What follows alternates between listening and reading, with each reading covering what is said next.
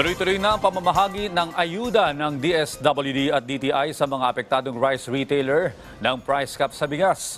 Kasunod ng exemption sa election spending bond. Sa Pasig City, pinag-aaralan na rin na magkaroon ng ikalawang bugso ng pamamahagi ng ayuda. Si Luisa Erispe sa detalye. Rise and shine, Luisa.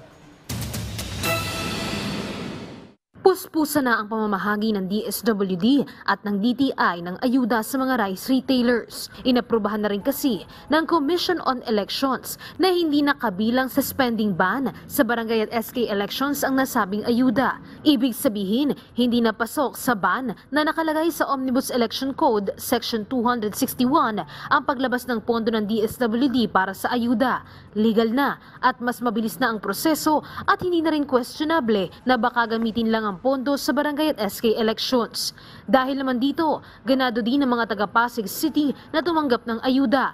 Kahit pabugso-bugso ang ambon, si Nanay Teresita, baka sa mukha ang saya nang mahawakan ng perang pantapat niya sa naging lugi niya noong ipinatupad ang price cap. Range lang man siya ng mga 5 or more than sa 5, parang gano'n.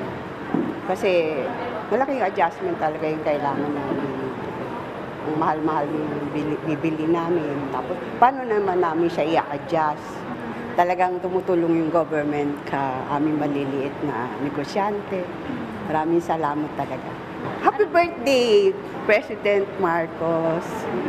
Talagang malaking tulong ito para sa amin. Si Nanay Lucila naman, na presidente mismo ng Pasig Market Station Retailers, iba rin ang ngiti at laking pasasalamat sa gobyerno. Maraming salamat po sa ayudang bigay ng ating Pangulo. Ito po ay napakalaking tulong sa mga magbibigas namin, lalo na dito sa Mutya ng Pasig Market. Kaya naintindihan niya po namin, kaya nagpapasalamat kami. Thank you very much, Mr. President. I wish you more days to come. Happy birthday, Mr. President. Kaya lang, sabi ni Nanay Teresita, may ilan na hindi makakapunta para tumanggap ng tulong pinansyal at may ilan ding hindi pa napabilang na naapektuhan din ng price cap. Kaya sanaan niya magkaroon pa ng second batch. Yung iba kasi hindi pa nakakakuha. Ngayon, ang sabi naman po sa amin, mayroong second batch. Sana po lahat ng talagang may lisensya ng LGUs, makakuha dahil kung talaga nagtitinda naman sila ng bigas.